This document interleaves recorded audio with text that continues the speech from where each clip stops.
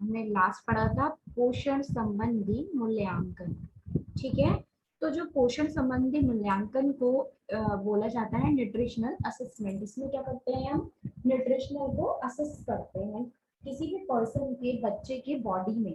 ठीक है, कि उसका खान पान ठीक है, जो उसकी बॉडी की, शरीर की जितनी भी रिक्वायरमेंट्स हैं, जितनी भी ज़रूरतें हैं, उसके खान पान के थ्रू वो उसकी जो ज़रूरतें हैं वो पूरी हो रही है या नहीं। तो ये मैंने पढ़ाया था। इसी में एक अगला टॉपिक है स्थानीय पोषण के स्रोत एवं पोषण मूल्य एवं उनकी पहचान। ठीक है, ये टॉपिक आता है लोड टेस्ट में।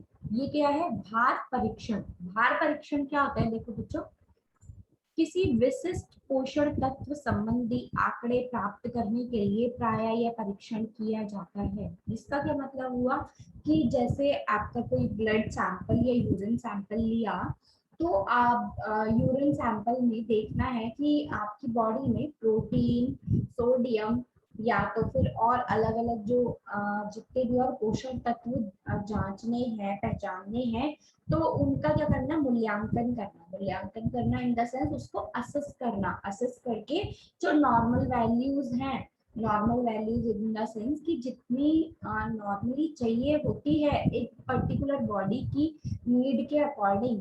ठीक है, तो उस पर्सन के अंदर उस पोषण तत्व का कितना अमाउंट मौजूद है उसके शरीर में। ठीक है, कहीं उससे कम तो नहीं है या उससे ज्यादा तो नहीं है। तो इन आंकड़ों का क्या किया जाता है, परीक्षण किया जाता है। यह परीक्षण निम्न प्रकार से किया जाता है। सामान्य आहार के लिए हर व्यक्ति के 6 घंटे की मूत्रीय उत्सर्जन में विटामिन की मात्रा मालूम की जाती है। इसके लिए क्या किया जाता है कि एक व्यक्ति को बोला जाता है कि आप 6 घंटे अपना जो यूरिन है, जो आपको मूत्र है, उसको आपको क्या करना है, इकट्ठा करना है किसी कंटेनर में। ठीक है, फिर वो 6 घंटे बाद उसको क्या करना है, उसकी जांच करनी है कि उसमें विटामिन की कमी तो नहीं है, कहीं अधिकता तो नहीं है। इसके बाद दूसरे 6 घंटे में मूत्र एकत्रित करके विटामिन की मात्रा मालूम की जाती है। ठीक है, इस परीक्षण के परिणाम से ज्ञात करेंगे कि अच्छी तरह से पोषित व्यक्ति मूत्र में कम रूप से पोषित व्यक्ति के नमूने की अपेक्षा विटामिन की अधिक मात्रा उत्सर्जित होगी। ठीक है,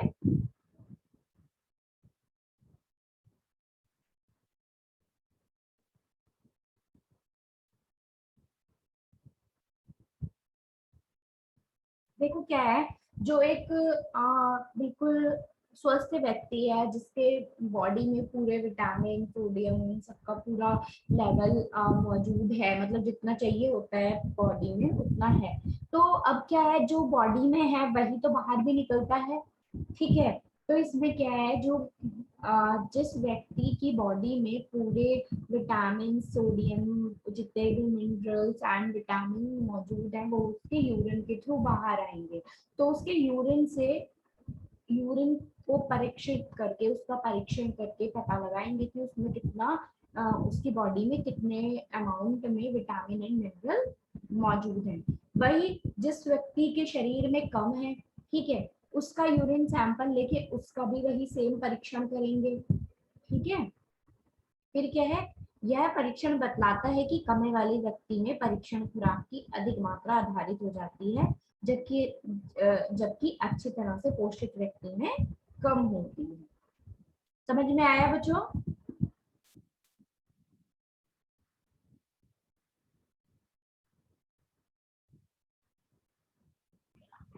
जी मैम। देखो क्या है, स्थानीय पोषण के स्रोत एवं पोषण मूल्य और उनकी पहचान। Identification of local food sources and there values in reaching and diet. ठीक है, यहाँ पे क्या बताया गया है कि लोकली हमें कुछ फूड्स जो होते हैं हमें लोकल पता, मतलब लोकल मिल जाते हैं। ठीक है, लोकल मिल जाते हैं इन द सेंस, अगर हमें प्रोटीन की जरूरत है बहुत ज्यादा, अगर हमारी बॉडी में प्रोटीन की कमी है और हमें प्रोटीन चाहिए, तो अगर हम लोकली देखें, अपने आसपास में देखें, तो हमें सबसे ज्यादा, हमें जो प्रोटीन प्राप्त होता है वो किन चीजों में प्राप्त होता है, प्रोटीन डेयरी प्रोडक्ट से। Dairy product in the sense दूध, दूध से बने हुए प्रोडक्ट, मक्खन, घी, इन सब चीजों से हमें ज्यादा प्रोटीन प्राप्त होता है। ठीक है, तो ऐसे ही क्या है, हमें अपने जो बॉडी के लिए रिक्वायरमेंट्स में जितने भी विटामिन एंड मिनरल्स हैं, तो उसके लिए हमें अपने स्थानीय स्थानीय चीजों को यूज करना, लोकल चीजों को यूज करना। तो इसमें यहाँ पे वही बताया गया है, देखो विभिन्न पोषक तत्वों का पोषक मूल्य। अनाज और ज्वार बाजरे के पदार्थ, इन पदार्थों का कैलोरी मूल्य है। इसमें मतलब बताया गया है अनाज में और ज्वार में कि कैलोरी कितनी कितनी प्रेजेंट होती है। ठीक है, तो इसमें क्या बताया है, इसमें 100 ग्राम से 487 किलो कैलोरीज पाया जाता है। ठीक है, 100 ग्राम अनाज और ज्वार बाजरे में 84 से 487 किलो कैलोरी क्या है, कैलोरीज पाई जाती हैं। यह मूल्य इनमें पानी और वसा की मात्रा पर निर्भर करता है। वसा की मात्रा 0.2 से 8.8% तक होती है।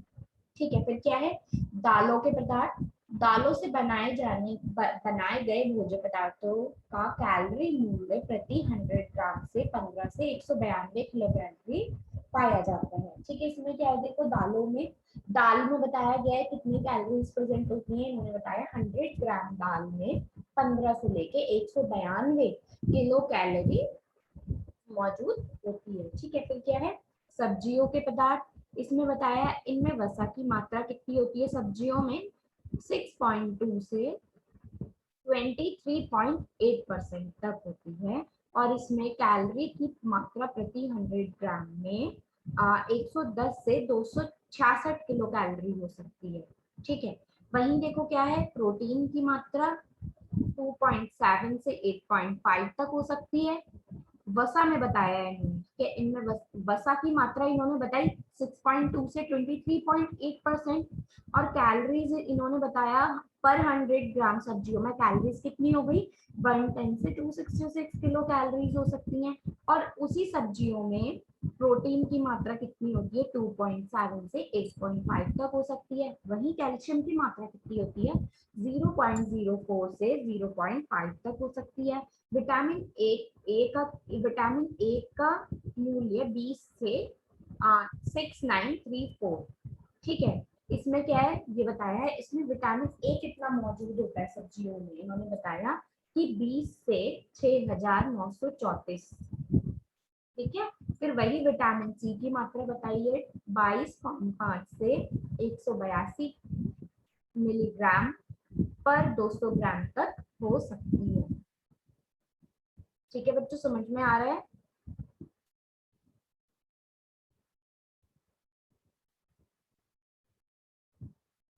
जी मैम। ठीक है, तो देखो आगे क्या है, दुग्ध युक्त पदार्थ जिनमें दूध पाया जाता है, मतलब कि या तो दूध से बने हुए पदार्थ, जैसे दूध युक्त पदार्थों का कैलोरी मूल्य प्रति 100 ग्राम भोज्य पदार्थ 18 से 164 किलो कैलोरी तक पाया जाता है।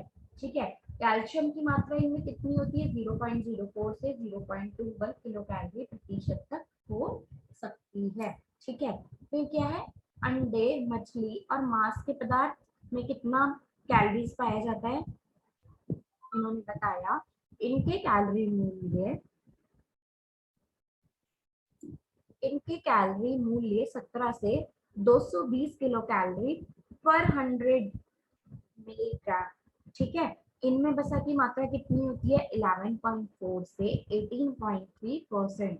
वहीं प्रोटीन की मात्रा इनमें कितनी होती है, 9.5 से 17.5% तक होती है। ठीक है,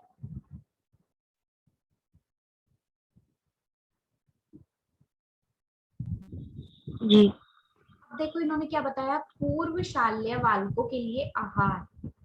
ठीक है, पूर्व शाल्य बालक क्या होते हैं बच्चों,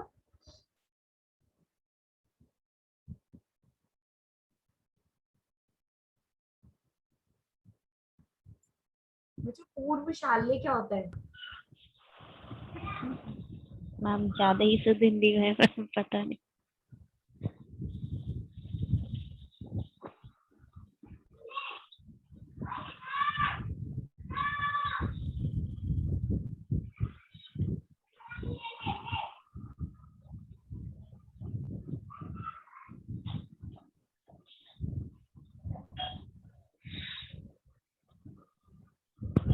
बच्चों आवाज आ रही है मेरी?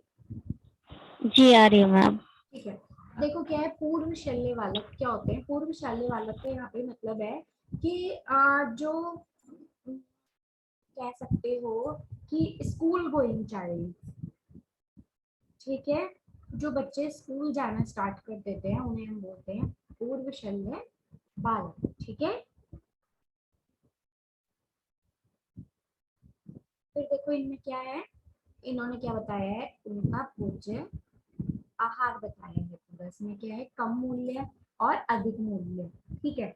कम, ऐसा नहीं है कि जिनके पास बहुत ज्यादा जिनके पास मतलब फाइनेंशियली जो लोग बहुत ज्यादा सही हैं वही प्रॉपर नाश्ता, जिसमें प्रॉपर डाइट अपना इंक्लूड कर सकते हैं। नहीं, आप कम मूल्य में भी ज्यादा से ज्यादा आप अपने जितने भी बॉडी के रिक्वायरमेंट्स एलिमेंट्स हैं आप उनको ले सकते हो। जैसे देखो कम मूल्य में नाश्ते में क्या क्या बताया है इन्होंने, ब्रेकफास्ट में इडली, सादा डोसा, पोंगल, गेहूं का उपमा, पराठा, हरे चने या बंगाल चने की दाल या अयास, ठीक है। वही देखो अधिक मूल्य में क्या क्या बन सकता है नाश्ता, इडली, सांगा, पोंगल की उपमा, पूरी, रवे की इडली, ब्रेड ऑमलेट, दूध और फल, ठीक है। फिर दोपहर का भोजन क्या है, पके चावल, रागी या अन्य अनाज के बड़े, ठीक है। रागी पराठा या पूरी, दाल, हरी पत्ता सब्जी, पकी हुई छाछ और फल, ठीक है। और आप लंच में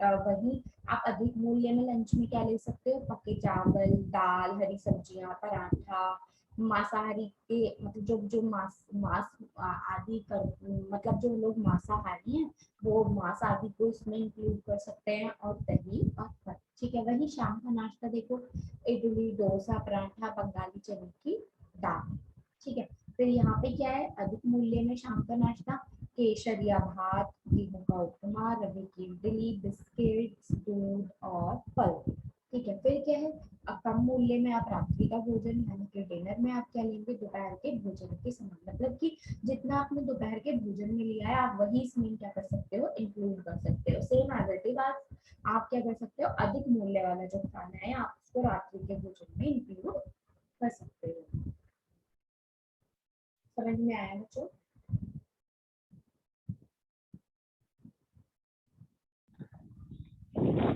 जी मैम। एक है है गर्भवती महिलाओं और स्तनपान कराने वाली माताओं के लिए कम और अधिक मूल्य का पोषण, ठीक है। अब देखो क्या है, जो गर्भवती महिलाएं हैं या फिर वो अपने बच्चों को क्या कराती हैं, स्तनपान कराती हैं, तो उनके लिए यहाँ पे क्या बताया गया है, पूरा आहार बताया है, ठीक है। तो इसमें देखो क्या है, कम मूल्य में क्या आहार हो सकता है उन लोग का नाश्ता, इडली, डोसा, ठीक है, गेहूं का उपमा, हरे चने की दाल, ठीक है। वही अधिक मूल्य में क्या हो सकता है, इडली, डोसा, गेहूं का उपमा, पराठा, पूरी, ब्रेड, मक्खन, ऑमलेट, दूध और फल, ठीक है। दोपहर का भोजन देखो कम मूल्य में क्या है, पके चावल, रागी या अन्य अनाज के बड़े, पराठा, चपाती, पूरी, दाल, पकी हरी पत्ते वाली सब्जियां, छाछ, फल, संदल फल आदि, ठीक है। वहीं दोपहर का भोजन जो है अधिक मूल्य वाले में क्या कर सकते हैं, पके चावल, ज्वार बाजरा की रोटी, चपाती, पूरी, पराठा, पूरी दाल, दही, पनीर, मटन या मछली कड़ी या पत्तियों हरी पत्तियों वाली सब्जी, ठीक है। वही क्या है, देखो शाम का नाश्ता कम मूल्य में क्या हो सकता है, सिके मूंगफली के दाने, फली संदल, चने या बंगाली चने की दाल, ठीक है। शाम का नाश्ता अधिक मूल्य में आप क्या कर सकते हो, सिके काजू, ड्राई फ्रूट्स, मतलब जो ड्राई फ्रूट्स ले सकते हो आप, फली ले सकते हो, दूध, फल वगैरह ये सब ले सकते हो। वहीं यहाँ पे देखो रात्रि के भोजन में कम मूल्य वाले में क्या है, आप दोपहर का भोजन ही इंक्लूड कर सकते हो, ठीक है। और अधिक मूल्य वाले में भी आप अधिक मूल्य में जो दोपहर का भोजन है उसे रात्रि के भोजन में क्या कर सकते हो, इंक्लूड कर सकते हो, ठीक है बच्चों, क्लियर?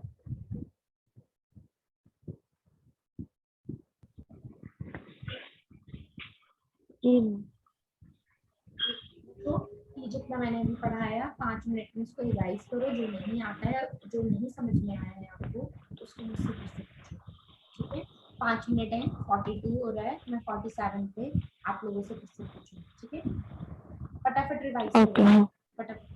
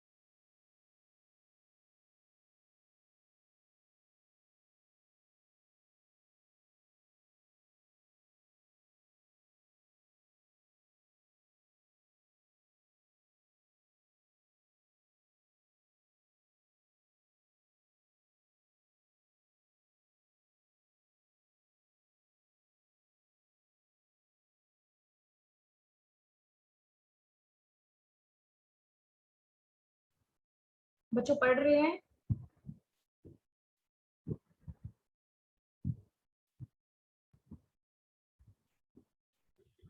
जी मैम पढ़ रही हूँ।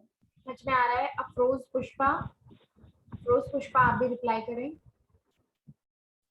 Yes ma'am. ठीक है, पढ़ो।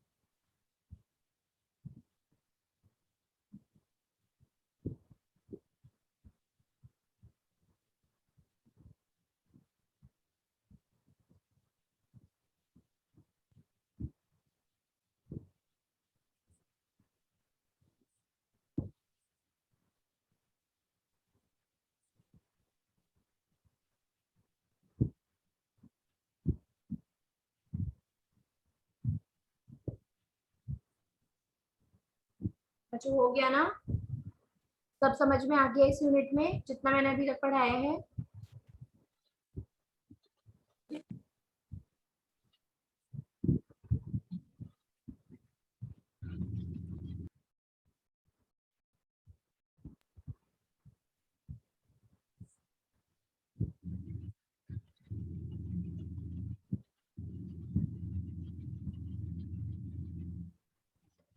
स्टूडेंट्स क्लियर है?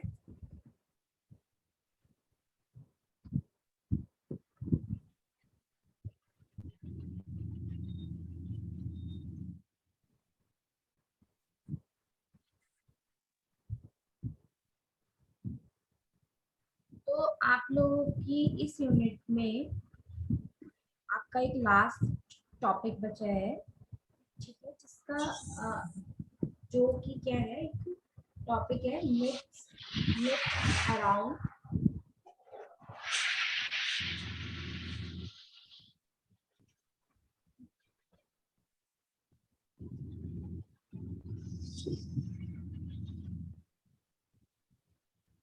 अफरोज आप म्यूट करो, यस मैम। म्यूट करो, म्यूट।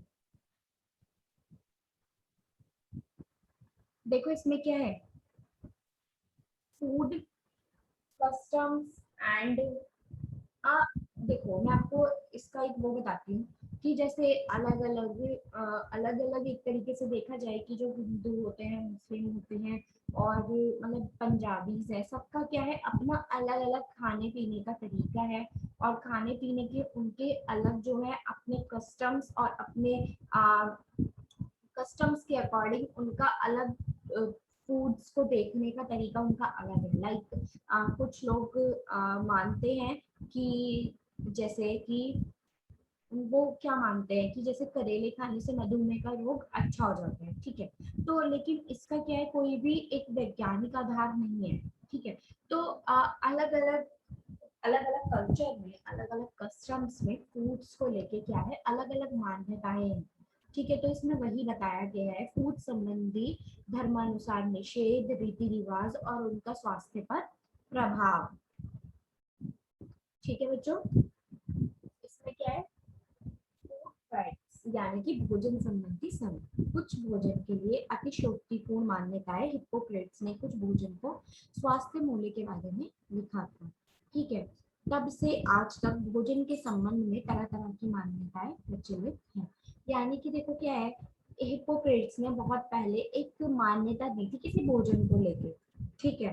तब से लेके आज तक क्या है, भोजन को लेके बहुत सारे इसमें क्या दे रखे हैं, बहुत सारे पॉजिटिव मतलब कि कस्टम्स और कस्टम्स कल्चर, अलग अलग कल्चर, अलग अलग कस्टम्स के लोग भोजन को देके क्या, भोजन को लेके क्या देते हैं, अपनी अपनी मान्यताएं प्रचलित करते हैं। जैसे कि भारत की आयुर्वेद पद्धति की ये मान्यता है कि अनेक भोजन में रोग निवारण गुण है, पॉजिटिव प्रॉपर्टीज हैं। यानी कि देखो आयुर्वेद, हमारा आयुर्वेद क्या कहता है कि जो भोजन है, भोजन में क्या होता है, रोग निवारण पूर्ण है। यानी कि वो क्या है, भोजन क्या कर सकता है, किसी भी रोग को निवारण, उस रोग का निवारण कर सकता है। ठीक है, तो यहाँ पे वही बताया गया है। उदाहरण, यह मान्यता है कि कड़वा करेला खाने से मधुमेह का रोग अच्छा हो जाता है। वही है देखो कि अगर कड़वा करेला खाया जाए तो इससे क्या होता है, और मधुमेह यानी कि डायबिटीज क्या हो सकता है, ठीक हो सकता है। बट इसका कोई वैज्ञानिक आधार नहीं है, इसका कोई साइंटिफिक बेस नहीं है। ठीक है, वही देखो क्या है, दही, गेहूं का अंकुर, काले गन्ने का रस की बूंद और शहद में अनेक पंडितों की यह मान्यता है कि इसमें अनेक पोषक तत्व होते हैं और इनसे क्या हो जाता है, रोग निवारक भी हो सकता है। किससे, दही से, गेहूं के अंकुर से, काले गन्ने के रस की बूंदों से और शहद से। ठीक है, वही देखो क्या है, यह भी मान्यता है कि कार्बनिक खाद में उगाए गए भोजनों से अधिक पोषण शक्ति मिलती है। ठीक है, वही भूरी शक्कर को सफेद शक्कर से ज्यादा अधिक पोषण माना जाता है। ठीक है, तो बच्चों समझ में आ रहा है, अलग अलग कल्चर, अलग अलग कस्टम्स के लोग क्या करते हैं, अलग अलग चीजों को मान्यताएं देते हैं। ठीक है,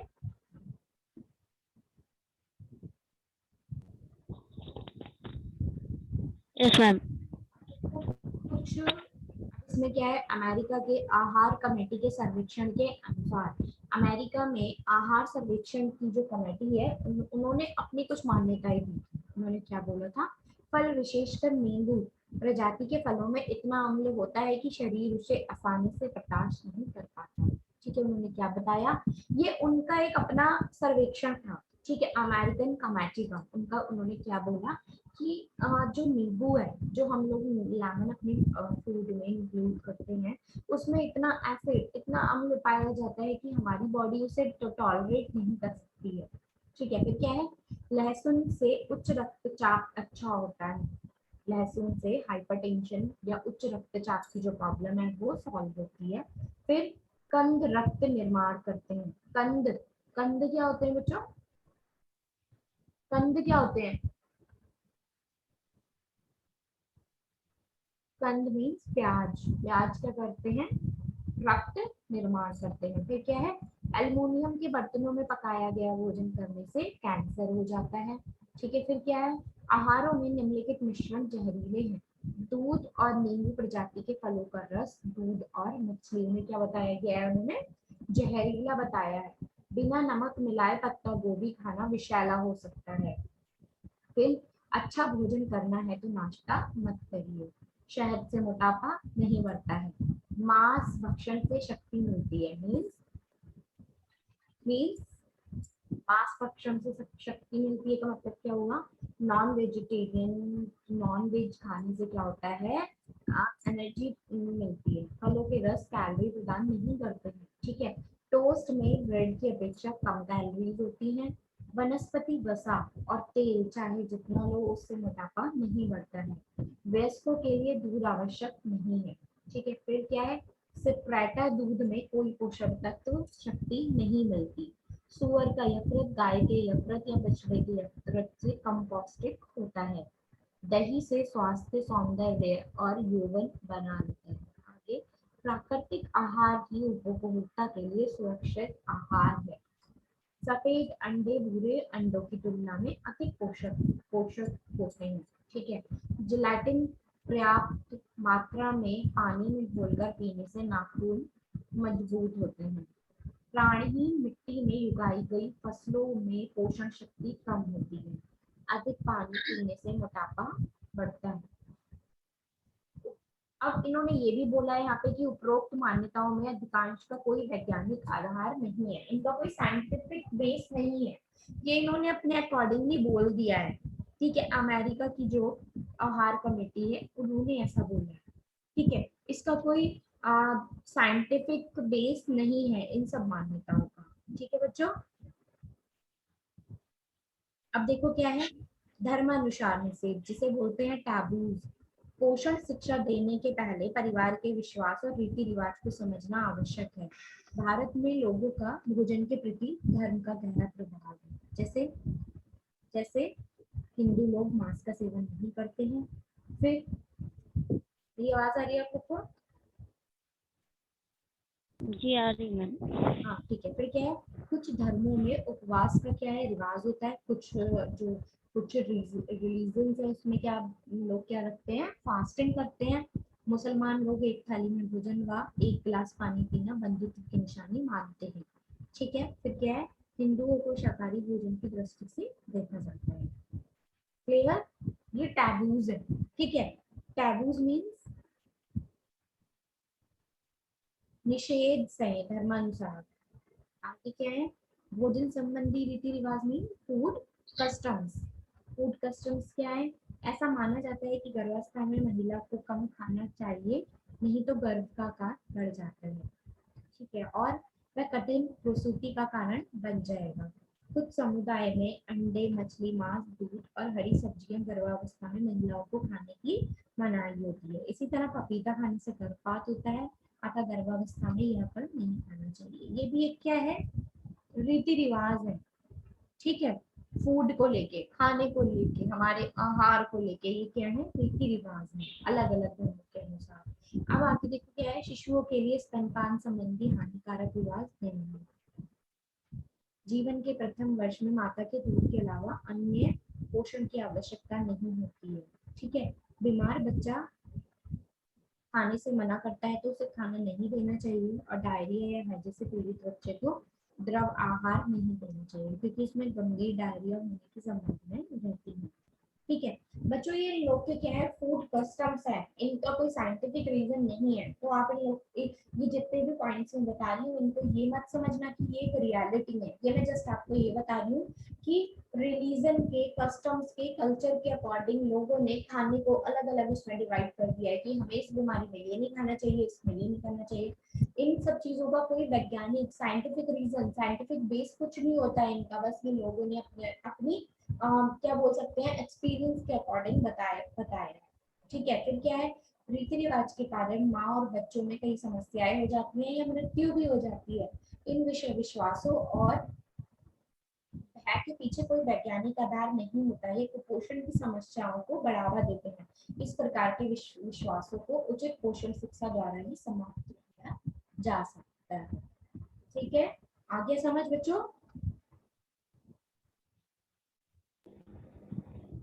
जी मैम। ठीक है। तो आपकी क्या है, आपकी थर्ड यूनिट कंप्लीट हो गई है। आप लोग इस थर्ड यूनिट के नोट्स बनाएं, और आपको अगर कुछ भी इसमें समझ में नहीं आता है तो फिर आप क्या करेंगे, अगर आपको कुछ भी समझ में नहीं आता है तो आप क्या करेंगे, आप कल आप पूछेंगे। ठीक आप है।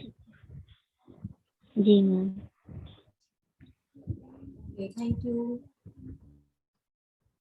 Bye ma'am.